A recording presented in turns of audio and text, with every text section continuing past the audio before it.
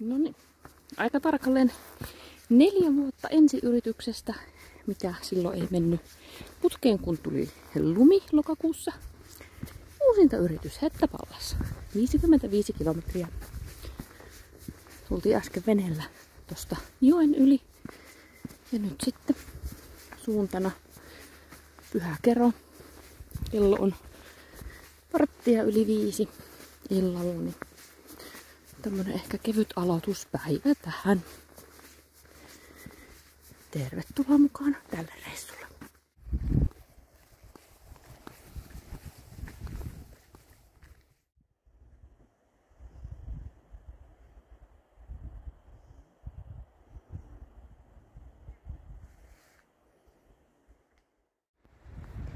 Ensimmäinen yö oli tosi tuulinen ja monta kertaa havahuin siihen, että teltan liepeet herätteli sitten, kun tuuli niin kovaa. Tunturiin kun sitten pääsi, niin siellä tuuli lisää ja näkyvyys oli melko surkea.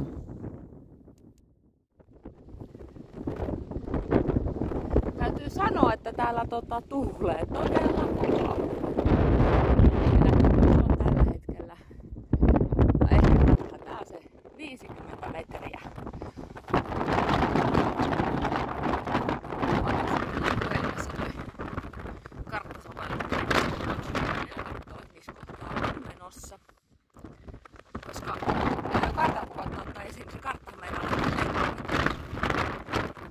Meidän sääolosuhteet ovat nyt tänään ainakin hiukan haastavat.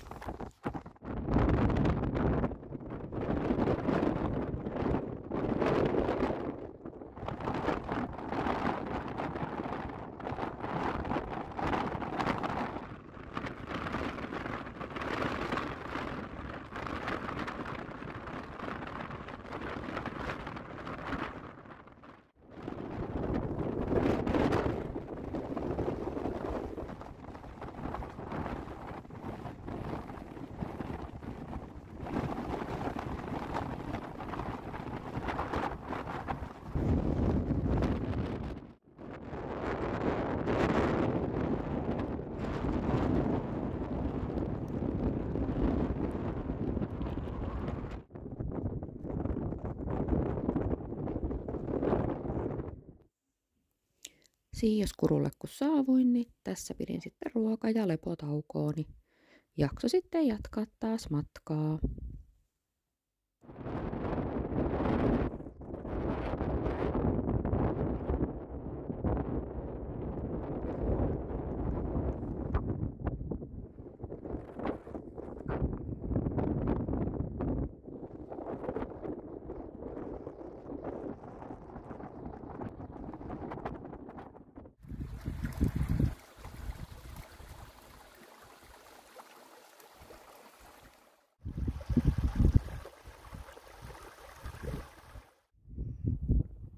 Se olisi tauon paikka. Yritin löytää vähän tuulasuojaa. Olen itse siinä ehkä eniten tuulensuojana, kun keitin vettä. Sitten vähän suklaata, teetä. Tommonen elovenapatukka. Hetken huili tässä ihan reitin varrella. Tuuli on kyllä aika kova, mutta laitoin itseni ja rinkan tuulen suojaksi, kun keitin vettä.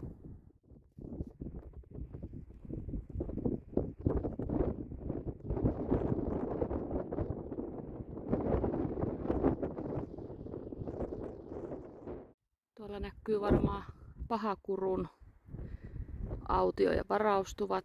Ainakin siellä näkyy myös telttoja ja ihmisiä. Mutta nyt on sää ja näkyvyys oikeasti tosi hyvä.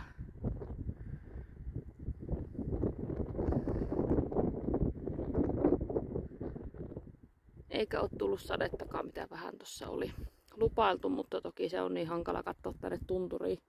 Se voi hyvin olla tuolla oikeasti Enontekiöllä sato, mutta täällä tunturissa ei. Vahakurulta sitten matka jatkui kohti Hannukurua.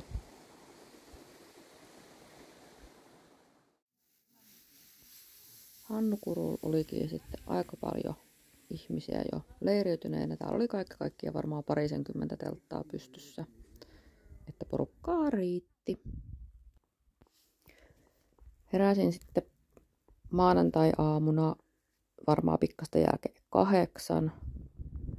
Edeltävä päivä tuntui kyllä jonkun verran, mutta siitä sitten aamupalan jälkeen läksin liikkeelle pikkasta ennen 10 ja alkoi taas kuljettaa ihan mukavasti.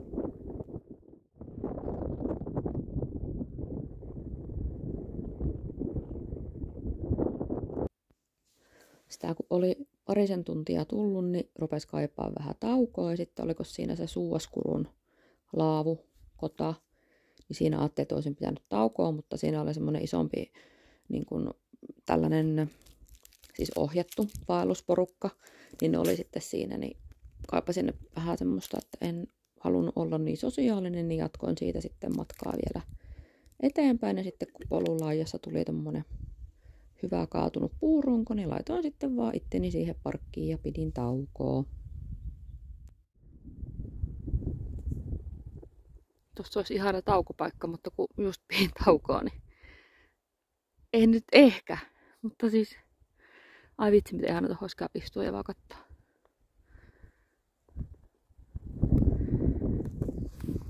Mut tonne.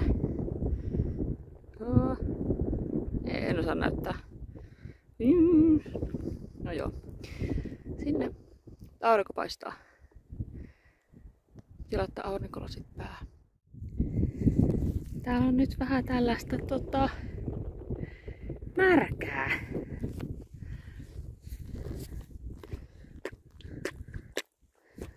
Ei oikein niinku tiedä, että menisikö tuosta. Hirveän iso harppaus pitää tehdä.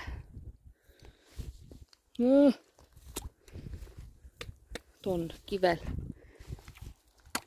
Ei tossa on kivi. Joo.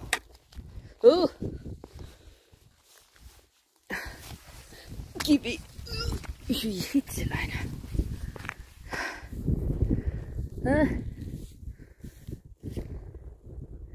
Tää on nyt vähän haastavaa. Just joku aika sitten mietin, että periaatteessa olisi voinut ottaa vaikka niinku noin polkujuoksulenkkarit, mutta sanotaan näin, että tässä kohtaa ehkä ihan hyvä, että hyi, kattokaa miten syvältä tuo uppoo tuo sauva. En nimittäin halua, että kenkä uppoo niin syvällä. Ja totta kai tää pitää video ja ihan vaan, että jos me lennätän ne persiileen tai uppoon polveen myötä, niin joo. Noniin. Hei, kohta ollaan kuivalla.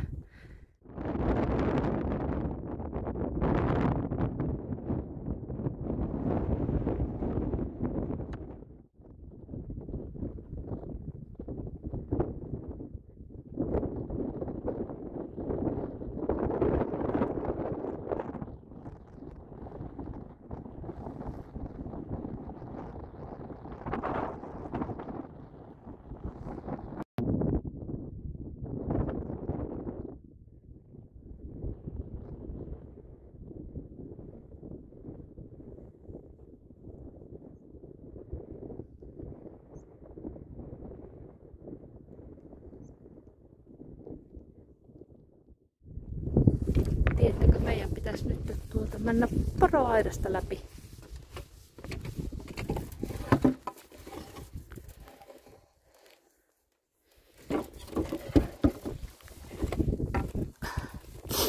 Tää onkin sitten taas Rinkan kanssa ihan tosi kiva limpota.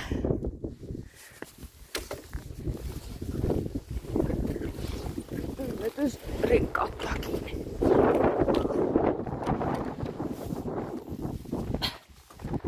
Tadaa! Ali tultiin. Laitetaan takaisin.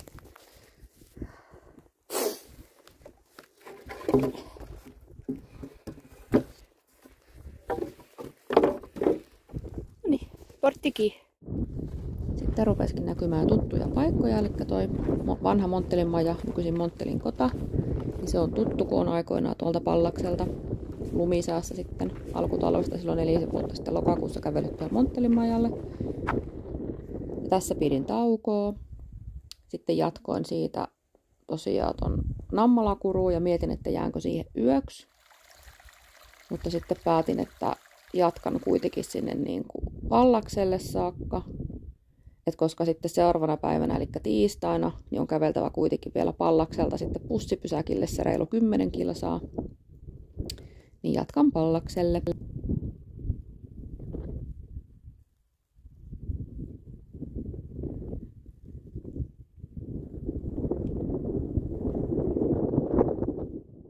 Musta vähän tuntuu, että tuolla sattaa vettä.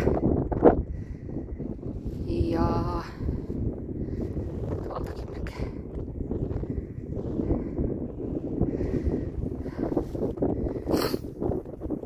Ja täällä vähän ripsii jo. Eli vesisadetta karkuun.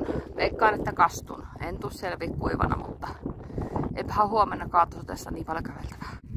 Se on muuten semmonen juttu, että tuolta tulee se sade ja tässä jo ripsii.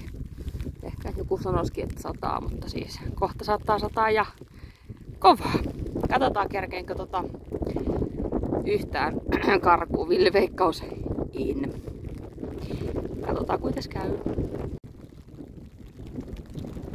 Kilometrejä tässä kohtaa oli takana jo se 20 ja tosiaan rupesi olemaan pikkasen jo nälkä ja väsymys, mutta olihan se nyt vaan jatkettava, koska tuossa kohtaa ei voinut enää jäädä mihinkään sitten majoittumaan. Ja sitten 8:30 jälkeen saavuin tonne Pallakselle ja menin sitten siihen vähän matkan päähän, missä on se kota ja se semmoinen, missä voi telttailla, niin sitten siihen majoittumaan ja kuivattelemaan vaatteita. Ja voin sanoa, että oli aika rankka toi viimeinen päivä kyllä. En ehkä tekisi toista. Aamulla sitten heräsin ja oli tosi sumusta ja kävin sitten siinä hotellilla vielä aamupalalla.